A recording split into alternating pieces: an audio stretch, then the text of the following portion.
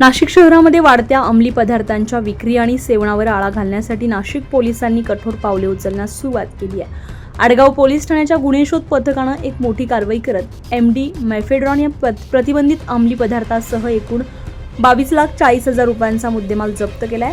नाशिकचे पोलीस आयुक्त संदीप कर्णिक यांच्या आदेशानुसार शहरामध्ये अंमली पदार्थांविरोधात विशेष मोहीम राबवण्यात येते। त्या अंतर्गत पोलीस उपायुक्त परिमंडळ 1च्या मोनिका राऊत आणि सहाय्यक पोलीस आयुक्त पंचवटी विभागाचे शेखर देशमुख यांच्या मार्गदर्शनाखाली आडगाव पोलीस ठाण्याचे वरिष्ठ पोलीस निरीक्षक उमेश पाटील यांनी गुन्हे शोध पथकाला कारवाईचे आदेश दिलेले होते।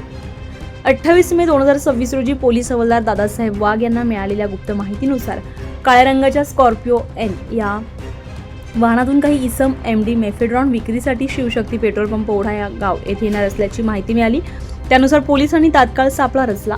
संशयित वाहन दिसताच आडगाव पोलीस स्टेशनचे पोलीस निरीक्षक शिवाजी आहेर, गुन्हे शोध पथकाचे पोलीस उपनिरीक्षक विकास पंचमुख, पोलीस हवालदार दादासाहेब वाघ, पोलीस अंमलदार शक्ती पेंढारकर, सुमित शिंदे, मनोज मोरे, दीपक भुजबळ, रवींद्र लिलके, प्रीतम बोराटे, कुणाल राऊत यांनी त्याचा पाठलाग सुरू केला। पोलिसांची चाहूल लागताच संशयितांनी पळून जाण्याचा प्रयत्न केला, मात्र पोलिसांनी फिल्मी स्टाईल पाठलाग करत माडसांगवी टोलनाक्याजवळ त्यांना अडवून ताब्यात घेतले। पोलिसांनी तिघा संशयितांना अटक केली असून पुढील तपास सुरू आहे। संशयितांची वाहनाची झडती घेतली असता स्कॉर्पिओच्या डॅशबोर्डमध्ये 6.5 ग्रॅम मेफेड्रॉन हा अंमली पदार्थ आढळून आलाय। या प्रकरणी आडगाव पोलीस ठाण्यामध्ये गुन्हा दाखल करण्यात आलाय। पोलिसांनी 6.5 gram MD mephedrone, Scorpio N वाहन आणि सॅमसंग Z फोल्ड मोबाईल असे एकूण 22,40,000 रुपयांचा मुद्देमाल जप्त केलाय। ही कारवाई पोलीस आयुक्त संदीप कर्णिक, पोलीस उपायुक्त मोनिका राऊत, सहाय्यक पोलीस आयुक्त शेखर देशमुख यांच्या मार्गदर्शनाखाली वरिष्ठ पोलीस निरीक्षक उमेश पाटील, पोलीस निरीक्षक शिवाजी आहिरे, सहाय्यक पोलीस निरीक्षक निखिल बोंडे, पोलीस उपनिरीक्षक विकास पंचमुख, किशोर कुंवर शिंदे, पोलीस हवालदार दादासाहेब वाघ, शिवाजी आव्हाड, निलेश काटकर, श्रीकांत महाजन, पोलीस अंमलदार सुमित शिंदे, शक्ती पेंढारकर, दीपक भुजबळ, मनोज मोरे, रवींद्र लिलके, प्रीतम बोराटे, कुणाल राऊत, सचिन साणप, पोलीस हवालदार वैशाली बच्छाव अशांनी यशस्वीरित्या केलेली आहे। पुढील तपास पोलीस उपनिरीक्षक विकास पंचमुख करत आहे। नाशिक पोलिसांच्या या धडक कारवाईमुळे अंमली पदार्थ विक्रेत्यांमध्ये भीतीचं वातावरण निर्माण झालंय।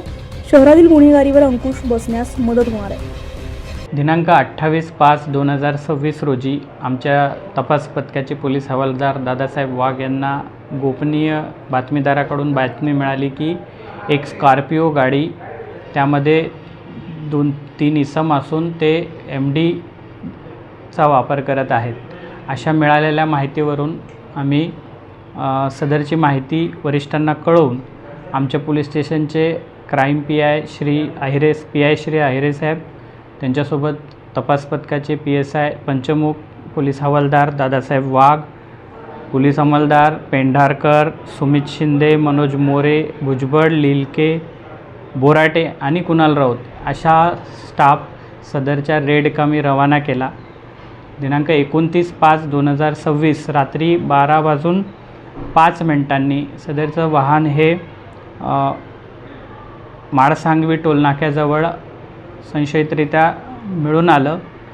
त्याला आमच्या तपास पथकाचे अधिकारी अंमलदार यांनी अतिशय फिल्मी स्टाईल पकडलेला आहे आणि जेव्हा त्यांची झडती घेतली त्यामध्ये 3 इसम होते आणि त्या 3 इसमांची नावे सुदाम सोनवणे, विशाल शिंदे आणि विवेक खालकर, आणि या लोकांची झडती घेतली असता त्यांच्याजवळ 6.5 ग्रॅम मेफेड्रॉन म्हणजे MD मिळून आलं। यावरून घटनास्थळावर जप्तीची कारवाई करून पोलीस स्टेशनला आणून या तिघांविरुद्ध पोलीस स्टेशनला गुन्हा दाखल करण्यात आलेला आहे। तसेच या गुन्ह्यामध्ये मेफेड्रॉन 6.5 ग्रॅम मेफेड्रॉन, त्यासोबत स्कॉर्पिओ गाडी आणि एक सॅमसंग कंपनीचा Z फोल्डचा फोन असा एकूण 22,40,000 रुपयाचा मुद्देमाल जप्त करण्यात आला आहे। सदर गुन्ह्याचा तपास पोलीस उपनिरीक्षक विकास पंचमुख करत आहेत।